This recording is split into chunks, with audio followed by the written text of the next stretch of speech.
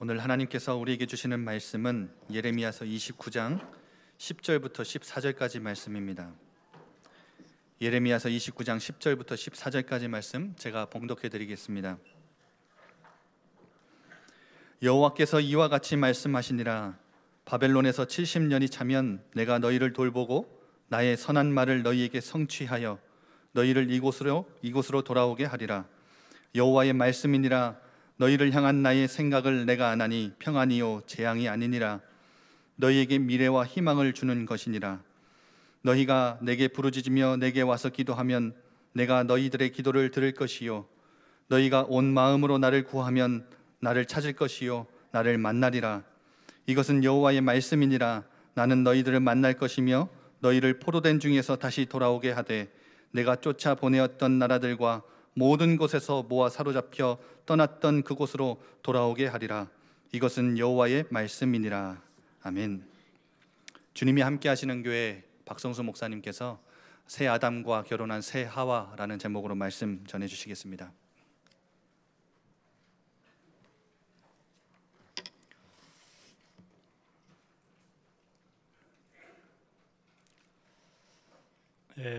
하나님께서 아담을 지으시고 하와를 만드셔서 한 가정을 이루도록 그렇게 하셨죠. 지난주 목요일 제가 이제 설교 제목을 보내달라 그래서 새 아담과 결혼한 새 하와 이렇게 이제 리더 수련회 그 2강인가 마치고 이제 이렇게 드렸는데 옆에 있던 분들이 그렇게 얘기해요. 결혼 세미나 하는 모양이다. 그렇게 얘기하더라고요.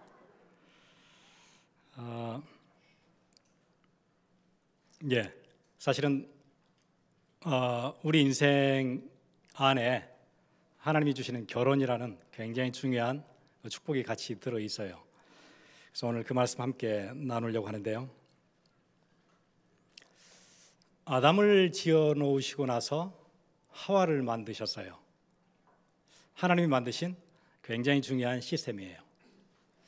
그리고는 하나님이 나중에 하나님이 아담 역할을 하세요.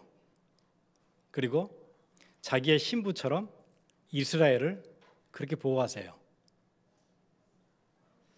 하나님의 사랑을 계속 보여주시죠. 그래서 우리가 가정 안에서 어떻게 살아야 될지 알려주세요. 그런데 아담과 하와는 원래 한 가정을 이루어서 하나님과 교제하고 하나님의 축복 속에 살도록 그렇게 만드셨는데 하나님을 떠나게 되지요. 그 사랑을 저버리게 돼요. 그래서 하나님께서 둘째 아담을 보내세요. 바울 서신에 보면은 예수 그리스도가 둘째 아담이라고 얘기해요. 그러면 이제 같은 시스템으로 둘째 아담이신 그리스도께서도 누가 필요하겠죠? 신부가 필요하겠죠. 예수 그리스도의 신부가 누구예요? 혹시 뒤에 그 고린도후서 11장 띄워주실 수 있나요?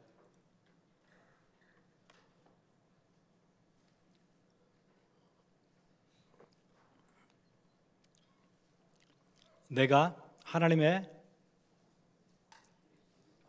뒤에 글씨 안 보이는데요. 제가 가지고 있는 새 번역으로 읽어드릴게요. 나는 여러분을 순결한 처녀로 오직 한 남편인 그리스도께 바치려고 그리스도와 정혼을 시켰습니다. 바울이 그렇게 얘기해요. 나는 여러분을 순결한 처녀로 오직 한 남편인 그리스도께 바치려고 그리스도와 정혼을 시켰습니다. 예수 그리스도의 신부는 교회예요. 교회를 그렇게 사랑하세요. 어떻게 사랑하시냐면은 그분이 피 흘리시면서 십자가에서 돌아가시면서 옆구리에 창자국을 받으시면서 조롱과 멸시 받으면서 자기의 신부를 사랑하셨어요. 교회를 사랑하세요. 교회는 여러분 모두가 교회예요. 제가 교회고 여러분들이 교회예요. 그리스도가 여러분을 그렇게 사랑하세요. 하나님이 가정을 만드셨는데 가정은 이렇게 사랑하는 거야, 그렇게 마치 설명하시듯이 신랑 되시는 그리스도가 신부된 교회를 그렇게 사랑해 주셨어요. 아무 조건 없이, 이유 없이. 그래서 에베소서 5장 23절에는 이는 남편이 아내 머리됨이 그리스도께서 교회 머리됨과 같음이니 그가 바로 몸의 구주시니라. 그래서 둘째 아담이신 예수 그리스도가 새 하와 되는 우리 교회를 그렇게 사랑해 주세요. 그래서 여러분 그 틀 안에서 여러분 성경 전체를 보시면 되고 여러분 인생을 보시면 돼요. 그 틀 안에서. 그러면은 혹시 여러분에게 문제가 생기거나 어려움이 생기는데 누가 지켜주시죠? 예, 여러분의 신랑 되시는 그리스도가 여러분과 늘 함께 하세요. 늘 지키세요. 성경 전체를 보실 때 그 구도로 보시면 돼요.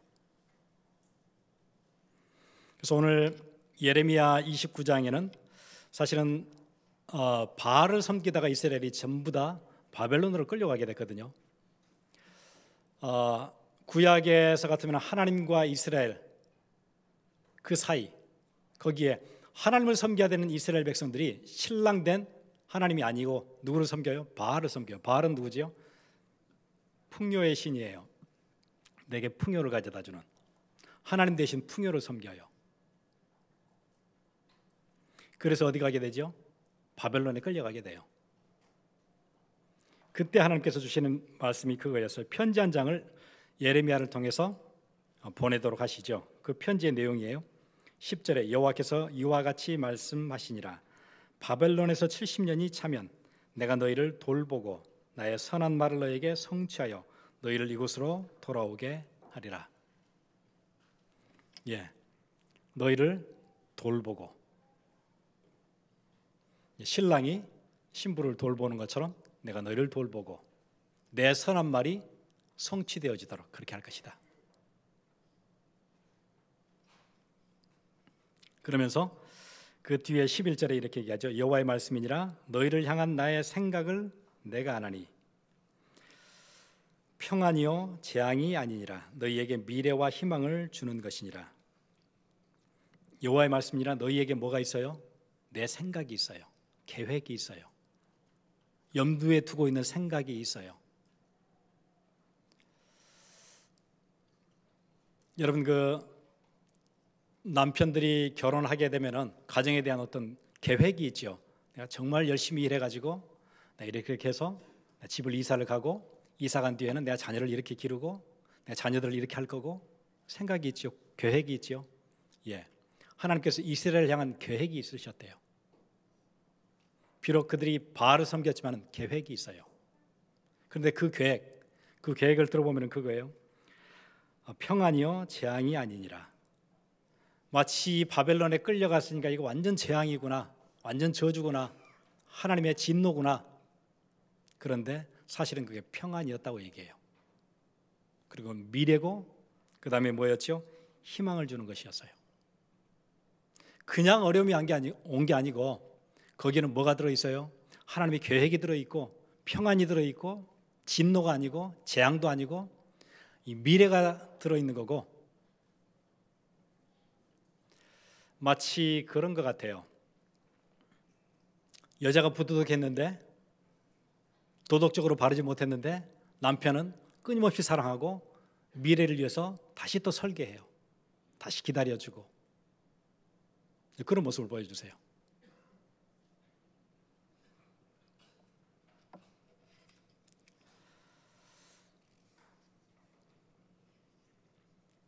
하나님께서 여러분의 인생에 뭘 가지고 계세요? 계획 가지고 계세요. 사람들은 고통이 찾아오면 무조건 나쁜 거라고 생각하는 것 같아요. 여러분에게 문제가 생기면 무조건 나쁜 거라고 생각하는 것 같아요. 왜 내게 성령의 인도를 안 주시고 이렇게 하시나? 좋은 것만 성령의 인도라고 생각하는 것 같아요. 성령의 인도는 고통도 없고 문제도 없고 늘 좋은 길로 인도하는 것, 그건 아니에요. 여러분 인생 가운데 고통도 찾아와요. 힘들 때도 와요. 문제도 생겨요. 그것도 성령의 인도예요. 그래서 고통은 무조건 나쁜 것이다. 그렇게 하고 나면은 하나님에 대해서 왜곡된 생각을 하게 될 거예요. 하나님 내게 왜 이렇게 하실까? 왜곡된 생각을 하게 되면은 왜곡된 기도 제목을 갖게 돼요. 틀린 기도 제목을 갖게 되는 거예요. 그럼 결국 인생은 왜곡된 채로 틀린 채로 살게 돼요. 그래서 빨리 여러분 고통에 대한 생각을 바꾸시면 돼요. 어떤 틀에서 이해하시면 되죠? 나를 지극히 사랑하는 신랑 되시는 그리스도. 그분이 내게 이런 고통이 왔을 때, 고통을 주셨을 때는 왜 주셨을까? 그 틀 안에서 이해하시면 돼요. 여러분이 지금 가지고 있는 문제들 있죠? 잘 안 되는 거, 풀리지 않는 것, 어려운 것, 쉽지 않은 상황들. 그 틀로 이해하지 못하시면 나는 왜 이럴까? 이렇게 자꾸 왜곡된 생각을 하게 돼요. 우리 집은 왜 이럴까? 내 인생은 왜 이래?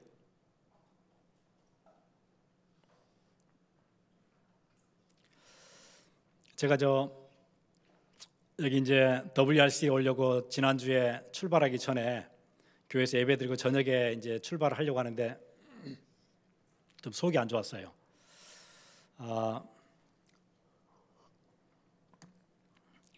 그리고 차를 타고 공항을 가면서 이렇게 속이 왜 이렇게 안 좋지 생각을 해보니까는 교회 장로님 한 분이 무화과를 가져다 주셨어요. 무화과를 되게 좋아하는데요. 미국에는 무화과를 팔거나 거의 그렇지 않거든요. 안 먹는가 봐요. 잘 모르고. 그래서 너무 귀한 거여가지고 되게 많이 먹었어요. 그래서 오면서 생각이 무화과를 너무 많이 먹어서 그렇구나.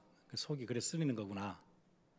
이게 너무 많이 먹었다. 막 이런 생각을 하고 이제 공항에 왔거든요. 그리고 계속 속이 안 좋아서 이제 인터넷에 찾아봤어요. 무화과 속쓰림 이렇게 찾아봤거든요. 찾아봤더니 그렇게 나와 있더라고요. 무화과가 속쓰림에 굉장히 좋대요. 그럼 이거 아닌데? 이거 아닌데 그럼 왜 이렇게 배가 아프지? 그리고 이제 비행기를 탔어요. 한참을 기다리다가 한 3시간 전에 나갔거든요. 내내 기다리다 이제 비행기를 탔는데 타고 났더니 이게 힘들겠다 생각이 드는 거예요. 갑자기 막 이렇게 식은땀이 나고요. 갑자기 춥고 갑자기 막 열이 나고 계속 그러는 거예요. 이게 왜 이런지 모르겠어요. 그래서 뒤에 승무원한테 갔어요. 내가 이게 조금 안 좋은데 그때 드는 생각이 체한 것 같다 그 생각이 들더라고요. 체한 것 같다. 뭘 먹은 게 체했구나. 그래서 체한 것 같은데 바늘을 좀 달라고 좀 손을 좀 따야 되겠다고. 그랬더니 그 비행기 승무원이 비행기에는 바늘을 가지고 탈 수가 없어요 그러더라고요. 또 그렇구나. 그 승객들한테 물어봤어요. 혹시 그 바늘 가지고 있는 사람이 있냐고. 그랬더니 어떤 분이 그 당뇨 그 체크하려고 이게 피 빼는 거 있죠. 그게 있대요. 그걸 좀 달라고. 그래서 이제 손을 양쪽을 땄어요. 그리고 났더니 조금 나아서 이제 도착을 했거든요. 그리고 이제 WRC 리더 수련회를 갔는데 거기서도 그렇게 썩 좋진 않았어요. 그래서 그 의료팀에 찾아갔거든요. 제가 체해가지고 안 좋았었는데 지금 좀 좋긴 한데 좀 나아졌는데 그래도 아직도 조금 남아있는 것 같다고. 그래서 뭐 좀 달라고 그랬더니 그 의사분이 그렇게 얘기하세요. 목사님, 그 통증 그거 좋은 겁니다. 약 먹고 통증 없애려고 하지 마시고 그냥 놔두세요. 그렇게 얘기를 해요. 그냥 놔둬야 통증을 느껴야 그래야 관리를 하십니다. 적어도 한 일주일은 부드러운 음식 먹고 자극적인 거 먹지 않고 이렇게 관리를 해야 다음 주 식사를 제대로 할 수 있습니다. 다음 주가 WRC인데 그때까지 계속 그러면 안 됩니다. 그러니까 이번 주에는 관리를 좀 하셔야 됩니다. 그러려면은 통증을 느껴야 관리가 됩니다. 근데 들으니까 이해가 되는 거 있죠? 안 아픈데 그럼 막 먹지 이게 관리를 안 하겠다 싶은 거예요. 여러분 인생 가운데 통증이 찾아오는 것, 조금 힘든 것, 쉽지 않은 일이 생기는 것 나쁜 거 아니에요. 성령이 더 못 받는 것도 아니에요. 제가 전에 한국에 있을 때 찬양 집회를 하러 소록도를 간 적이 있었어요. 배를 타고 소록도로 들어갔거든요.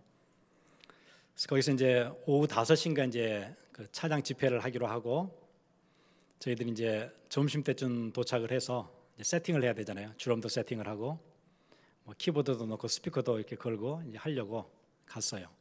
예배당을 찾아갔는데 깜짝 놀랐어요. 한 2시 되기 전에 갔는데 교인들이 거의 다 와 계세요. 다 와 계세요. 한 3시간 전에 벌써 와 계시는 거예요. 이게 좀 대단하다 싶은 거예요. 근데 제가 그때 이제 느꼈던 거는 많은 분들이 그 한센시병이라 그러죠. 그 나병. 그 있으신 분들이 시력 없으신 분들이 되게 많더라고요. 앞을 못 보시는 분들이 되게 많아요. 나중에 제가 이제 알게 됐어요. 나병이 오면은 한 80% 시력을 잃어요. 그렇다는 거예요. 여러분 그 시력을 왜 잃게 되냐면은 그 나병이 오면은 감각이 떨어지기 때문에 눈을 깜빡이질 않는데요. 눈을 깜빡여야 되거든요. 눈을 한번 깜빡일 때마다 영양을 공급해줘요. 여러분의 안구에. 여러분의 신체 중에 제일 예민한 곳이 이 시각 기능을 하는 눈이잖아요. 이 망막. 이거를 영양을 적셔주고 수분을 적셔주고 또 청소를 해줘요. 20초마다 한 번씩. 그걸 끊임없이 여러분 죽을 때까지 해주는 거예요. 눈꺼풀이 계속 깜빡이면서 20초마다 한 번씩. 근데 여러분 누가 시켜서 20초마다 한 번씩을 깜빡여요? 무슨 시스템이 우리를 깜빡이게 하는 거죠? 통증이에요. 통증. 여러분 눈을 뜨고 한 2, 3분 있으면 눈이 시려서 견디지 못하죠. 통증이 찾아와요. 그 통증이 오니까 눈을 깜빡이는 거예요. 그래서 여러분의 시력을 보호해줘요. 여러분 인생도 똑같아요. 통증이 오지 않으면 보호가 안 돼요. 창조자 하나님이 우리의 몸도 그렇게 만들었지만은 여러분의 인생도 그렇게 만드셨어요. 디자인하신 분이 똑같아요. 여러분의 몸도 하나님께서 만드신 거고 여러분의 인생도 하나님이 지으셨어요. 통증을 주시는 거예요. 그래서 여러분을 보호하세요.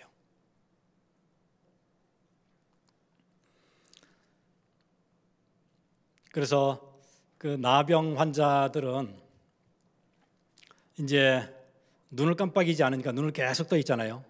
통증이 없으니까 통증을 못 느끼는 거예요. 그러면 이제 안구가 마르기 시작하지요. 영양이 안 가지요. 이게 소독도 안 되지요. 이러면 이제 점점 이 기능을 못 하게 되지요. 나중에 시력을 잃게 돼요. 시력을 잃으면 정말 어렵대요. 왜냐하면 여러분 보통 정상인들은 시력을 잃게 되면 손의 감각이 굉장히 예민해져요. 손의 감각이 이걸로 다 알 수 있어요. 눈은 감았지만은 이걸로 거의 다 알 수 있어요. 이게 굉장히 예민해져요. 보통 사람보다요. 그런데 나병이 오면은 여기에 감각이 없어져요. 그러면 진짜로 완전히 캄캄한 거예요. 아무것도 못 느껴요. 앞에 안 보이죠? 감각을 못 해요. 손가락도 떨어져 나가지요. 그게 너무 공포스러워서 자살하는 사람들이 굉장히 많다 그러죠. 그렇게 될 일을 생각하면 너무 두려운 거예요. 그래서 그분들은 옷 하나 입는데 1시간이 넘어 걸린대요. 옷을 만지는데 어디가 옷인지 모르겠어요. 이게 소매인지 목인지 모르겠어요. 그럼 뭘로 알 수 있냐면은 입 주위만 감각이 조금 살아 있다는 거예요. 입으로 이렇게 여기가 소매인지 혓바닥으로 이렇게 이게 목인지 그래서 옷을 입는 거예요. 얼마나 고통스러워요. 뭘 잃으니까는요? 통증을 잃어서 그래요. 여러분 인생에 통증이 없어지잖아요. 암흑이 와요. 고통은 나쁜 거 아니에요. 하나님의 역사는 고통에서 시작할 때 많은 것 같아요. 성경에 나오는 인물 중에 동시대에 살았던 사람이 있었어요. 같은 시대에 살았는데 서로 만나지는 않았던 것 같아요. 이스라엘 조금 남쪽에 살았던 룻. 인생의 고통이 찾아왔어요. 남편이 아주 젊은 나이에 자기를 놓고 떠났어요. 그러니 시어머니를 따라서 어디로 오죠? 이방 여자인데 이스라엘로 들어오지요. 거기서 하나님을 알게 돼요. 그리고는 그 인생이 어떻게 변해가지요? 다윗의 혈통을 만들어내요. 그리고 메시아를 만드는 그 가들리 라인이라 그러죠. 예. 그래서 마태복음에 보면은 예수님의 족보 얘기할 때 4명의 여자가 나오는데 거기에 룻 나와요. 인생의 고통이 시작됐는데 거기에서 하나님의 역사가 시작돼요. 같은 시대를 살았는데 조금 북쪽에 살았던, 이스라엘 북쪽에 살았던 여인이 하나 나오죠. 아이가 없어요. 고통스러워요. 자기 남편의 첩이 있는데 자기가 아이를 못 낳으니까 그 여자는 아이를 잘 낳아요. 자기에는 아들이 없어요. 정말 애통해요. 답답해요. 한나라는 여인이죠. 그런데 그 여인을 통해서 하나님 계획을 가지고 계셨어요. 여러분 혹시 성경 보시면 그렇게 되어 있거든요. 사무엘상 1장 6절 여호와께서, 혹시 자막 있으시나요? 그에게 임신하지 못하게 하심으로 그의 적수인, 뒤에 그 스크린에서 제가 보는데 잘 안 보여요. 분인나가 그를 심하게, 뒤에는 잘 안 보이는데요. 누가 그렇게 했다 그러죠? 여호와께서 그에게 임신하지 못하게 하심으로. 여호와께서 그에게 성태치 못하게 하셨어요. 누가요? 여호와께서. 뭘 주셨죠? 통증을 주셨어요. 고통을 주셨대요. 그러면서 무슨 역사를 이루어 가시죠? 다윗 왕국 세울 수 있는 사무엘이라는 대단한 선지자를 일으켜 세우세요. 한 여인의 아픔에서 시작했는데 하나님의 역사가 시작돼요. 여러분 인생 마찬가지예요. 우리 가정 왜 이렇게 힘든가요? 하나님의 역사가 시작되는 거예요. 하나님의 자녀에게는 단 한 번도 예외 없이 그렇게 돼요. 혹시 여러분 고통에 대해서 왜곡된 생각을 가지고 계시면 사단은 고통이 찾아왔을 때 뭐 하게 만드냐면 하나님을 원망하게 하라 그래요. 여러분 절대 속지 마세요. 여러분 인생에 고통이 찾아오면 사단은 하나님을 원망하라 그래요. 여러분 속지 마세요. 여러분 삶에 문제가 터졌을 때, 힘든 상황이 터졌을 때 하나님이 어디 계시는 거예요? 바로 옆에 계시는 거예요.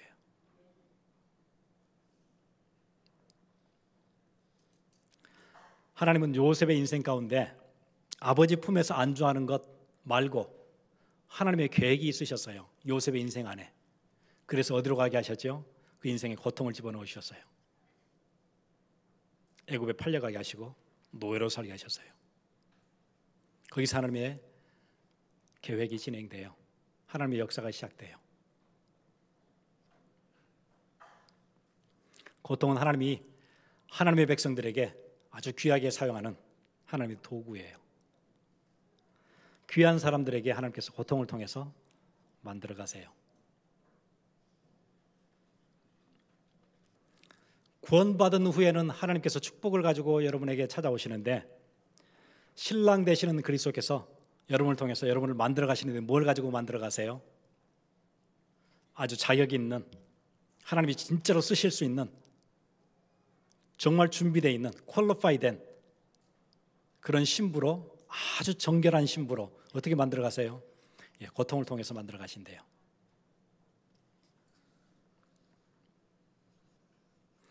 어쩌다 보니까 나는 부모가 없는 환경에서, 어쩌다 보니까 나는 늘 돈 문제로 쫓기는 그런 경제 상황, 어쩌다 보니까 우리 가정은 너무 어렵게 됐어요.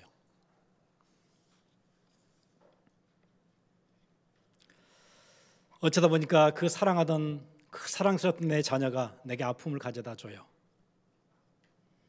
왜 이럴까?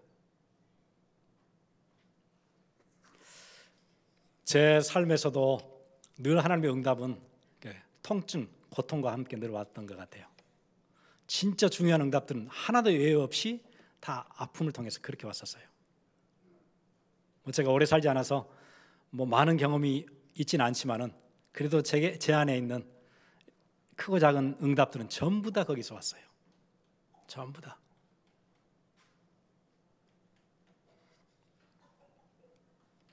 그래서 시편 119편 그렇게 돼 있죠. 고난당한 것이 내게 유익이라 이로 말미암아 내가 주의 윤례를 배우게 되었나이다. 아픔을 통해서, 어떤 위기를 통해서. 내가 건강했었는데 왜 이러지? 너 그렇게 건강했는데 왜 내게 이런 문제가 찾아왔지? 그걸 통해서 하나님께서 여러분을 만들어 가세요. 자, 갑자기 또 기억이 나는데요.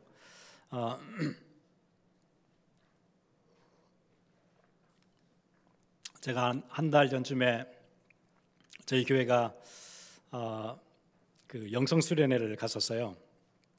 영성 수련회를 한 5시간 차를 타고 쭉 올라가는 그 시에라 산막 그 산 깊이 있는 거기에 갔었어요. 거기 이제 정말 그 깨끗하고 예쁜 호수들이 많이 있더라고요.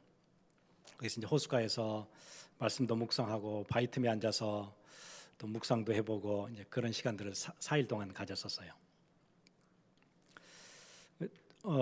특별히 이번에 우리가 이제 다윗의 인생에 대해서 이렇게 쭉 묵상을 했거든요.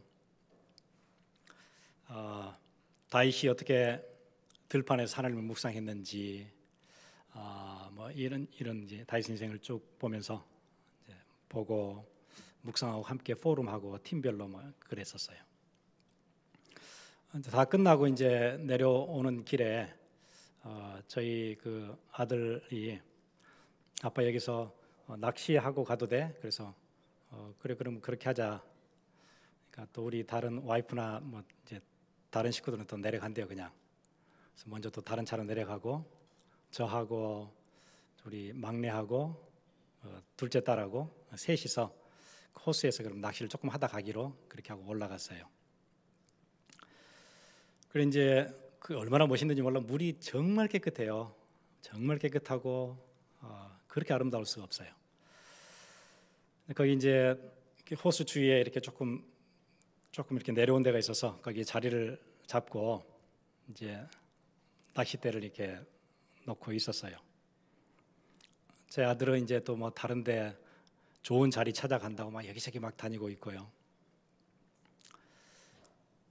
이렇게 앉아 있고 이제 우리 그 딸은 이제 조그만한 자리를 깔고 거기 누워가지고 이제 자기 뭐 묵상했던 거 있잖아요.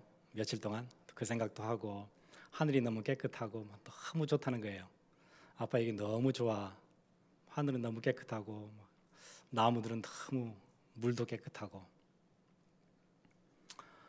이제 그러고 있는데 제가 이제 낚싯대에다가 방울을 달아놨거든요. 방울이 한참 있으니까는 한 3-40분 있었나요? 방울이 딸랑딸랑 하는 거예요. 고기가 이제 물은 거예요. 너무 좋은 거예요. 그래가지고 이제 당겨서 막 고기를 잡았어요. 저는 이제 태어나서 그 처음 잡았거든요. 1급수에서만 산다는 그 송어예요. 송어가 은빛 송어가 막 이러면서 이제 딸려오는 거예요. 얼마나 기분이 좋던지요. 그래서 그걸 잡아가지고 입을 이렇게 묶어가지고 물가에다 이제 이렇게 놔뒀어요. 이제 조금 더 인생을 좀 더 즐기라고 이렇게.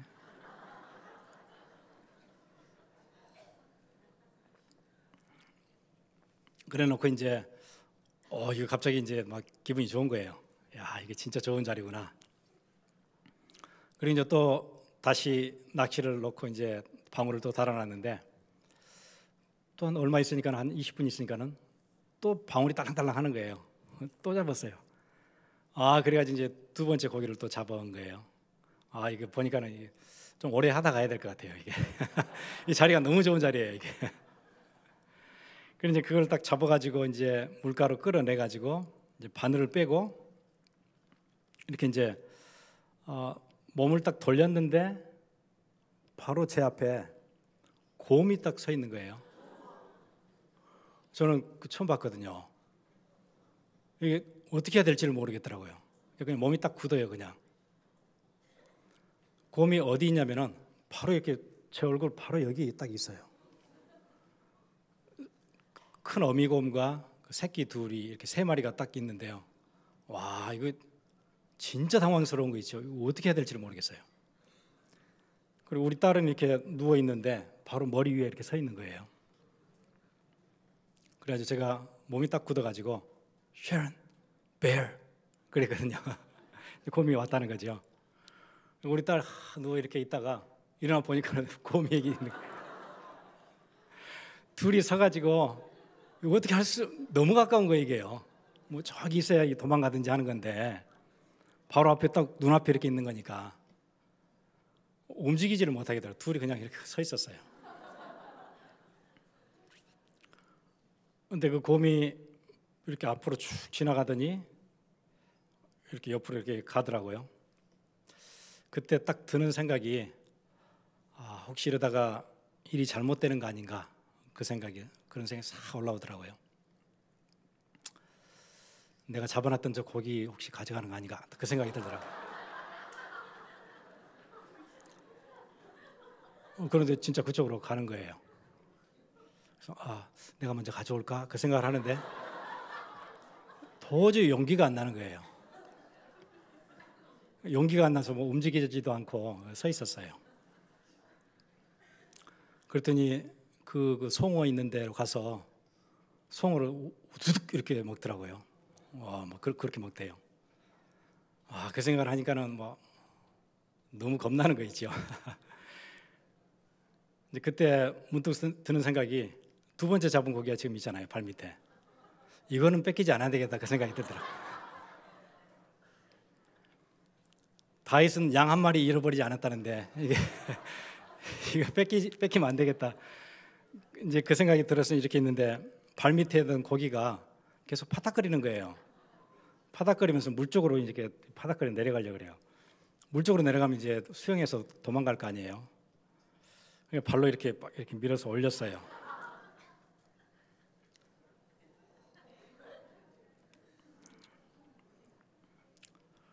그러니까 그 곰이 여기서 그 먹다가 이렇게 또 쳐다보는 거 있죠.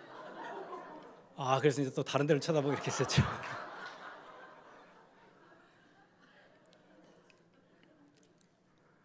그리고 또 파닥거리고요. 되게 안 도와주더라고요.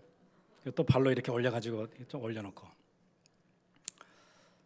곰은 바로 옆에 있지요. 뭐 이거 어떻게 해야 될지 모르겠어요. 그래서 제가 이러다가 이것도 뺏기겠다 싶어가지고 천천히 이렇게 고기를 이렇게 내려서 잡았어요, 고기를요. 그리고 여기 돌틈에다 끼워놨어요, 못 빠져나가게. 그리고 이렇게 있는데 여기서 이렇게 요동을 치니까는 또 바닥으로 툭 떨어져요. 그리고 곰이 또 쳐다보는 거예요. 이제 뭐 그러고 한 5분이 지난 것 같아요.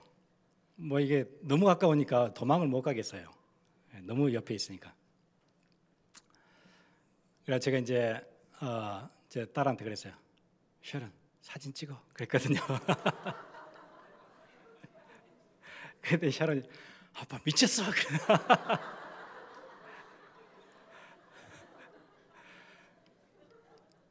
이제 분명히 뭐 달려들 것 같은데 이거 뭐 어떻게 될지 모르겠어요. 근데 제가 이제 가지고 있는 것은 뭐 하나 있었냐면은 이렇게 낚시 바늘 빼는 그 이렇게 플라이어 있죠. 그 벤치 같은 거 이렇게 입 긴 거 그거 하나가 있었는데 이제 제가 가지고 있는 그거 하나밖에 없는데 계속 드는 생각이 이게 조금만 더 길었으면 좋겠다 이 생각이 계속 드는 거예요. 저 달려들 것 같은데 이거 어떻게 해야 되나 한참 그 생각하고 있는데 제 딸이 아빠 지금 기도하고 있어 그러더라고요. 근데 저 기도가 전혀 안 되고 있었어요. 워낙 상황이 막 그러니까 기도가 안 되더라고요. 그렇게 한참 있다가 제 딸이 옆에서 아빠 지금 가야 돼 도망가야 돼 뭐 그래요. 저는 도망갈 생각을 전혀 못했거든요. 아예 엄두가 나지를 않더라고요. 그래서 제가 그러면 신발 빨리 신어. 그러니까 이제 신발을 신는데 나중에 얘기 들어보니까 발이 안 움직여졌다 그래요. 신발은 이제 겨우 신고 이제 천천히 뒤로 이렇게 돌아서 이렇게 보면서 이렇게 조금씩 빠져나왔거든요. 그래 이제 겨우 빠져나와서 이제 저쪽에 이제 사람들이 있는 데 가서 막 곰 나타났다고 막 사람들이 막 다 걷어서 막 가고 막 이랬어요. 그렇게 해서 이제 겨우 이제 빠져나와서 살아서 이렇게 와 있거든요. 이제 한 5시간 운전해서 내려오는 길에 막 계속 생각나는 거예요. 그게요. 계속 생각나요. 갑자기 막 겨우 살았다 막 이런 생각도 나고요. 그리고 이제 집에 와서 도착해서 이제 그때 그 뺏기지 않은 고기 있죠. 그거 갖다 줬더니 그 반찬 해왔다고 되게 좋아하는 것 같더라고요. 근데 이제 제가 이제 지금도 아침에 일어나면은 그 생각이 문득문득 자주 나요. 하루에도 여러 번 나요. 뭐 이게 그러는 것 같아요. 이게 워낙 당황스러운 경험을 해가지고요. 이렇게 위기 앞에서 이렇게 미숙하게 대처했던 그런 일들 가운데서도 하나님이 나를 지키셨구나. 지나고 나서 생각하니까 얼마나 미숙한 일들이 많아요. 그때는 뭐 그런 생각밖에 없었는데 지나고 나니까 그랬으면 안 되는 거고 이건 이렇게 했었어야 되고 많은 생각이 막 나는데 하나님 나를 지키시는 거구나. 남편이 사랑하는 아내를 챙기고 보호하고 지키는 것처럼 그리스도가 자기 교회를, 자기 백성들을 지키고 인도하시는 거구나. 우리가 위기 앞에서 얼마나 우리가 미숙한 게 많아요. 그렇죠? 문제 생길 때 원망도 하다가요, 이렇게도 했다가 저렇게도 했다가 불신앙도 했다가 별걸 다 하잖아요. 그걸 다 기다리시고 인내하시고 그리고 보호하시고 우리를 이끌어 가시고. 그래서 여러분, 진짜 그리스도가 십자가에서 우리를 구해 주시고 우리를 구원하시고 우리 일생 지나가도록 여러 가지 일들, 사건들 속에서 우리를 지키시고 인도하시고 우리를 만들어 가시는 것 같아요. 저는 지금도 이제 한 달 지났지만은 계속 생각나거든요. 하나님 나를 지키셨구나. 그리스도가 나를 보호하셨구나. 감사가 계속 올라와요.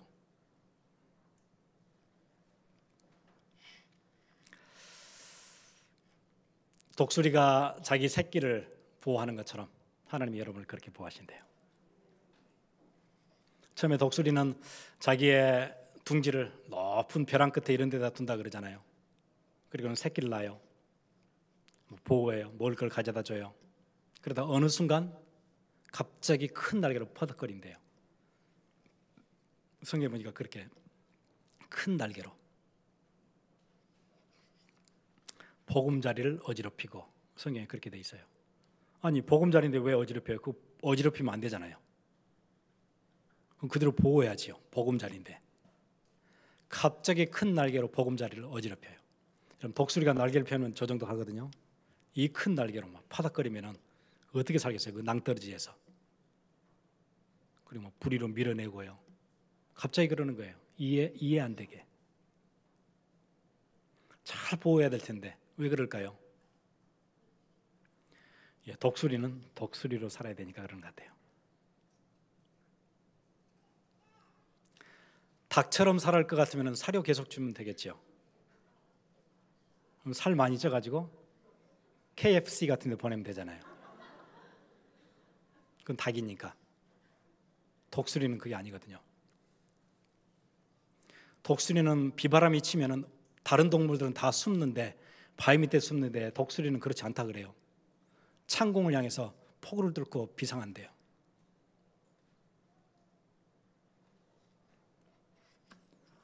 하나님 여러분을 그렇게 부르셔서 그래요. 하나님의 어미로우신 그 이름이 사람들로부터 짓밟힘을 당하는 이 시대 가운데 하나님 여러분을 부르셨어요. 독수리처럼 시대를 바꾸라고, 흐름을 바꾸라고, 우리의 다음 세대를 살리라고. 아버지의 보호 밑에서 그렇게 사는 그런 인생 아니고 애굽을 살리라고. 하나님의 이 귀한 이제 시작될 70명의 이제 족장 중심으로 모여있는 그 이스라엘을 하나님이 한 나라를 세우시려고 애굽으로 누구를 먼저 보내세요? 요셉을 보낸 것처럼 그렇게 하신대요. 혹시 여러분에게 오는 고통, 고난, 문제 그렇게 보여지시지 않은가요?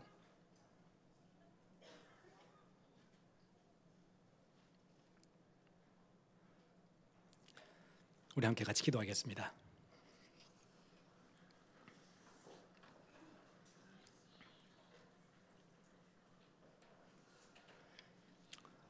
초대교회 성도들이 함께 모여서 떡을 떼고 사도의 가르침을 받아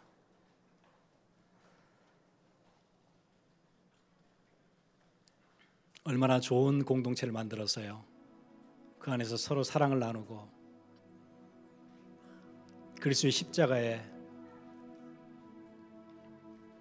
그 보혈의 의미들을 매주 기억하는 성찬을 서로 베풀며, 그런데 하나님께서 그 보금자리를 흩으셨어요. 사도행전 8장 1절에 예루살렘에 있는 교회에 큰 핍박이 나서 사도 외에는 다 유대와 사마리아 모든 땅으로 흩어지니라.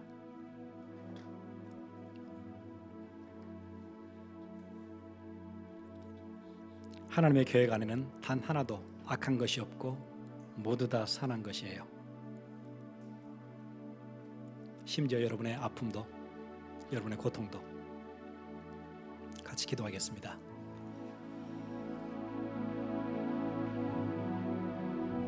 하나님, 내게는 왜 이런 아픔을 허락하셨나요? 이런 질문 앞에서 하나님, 오늘 예레미야의 편지를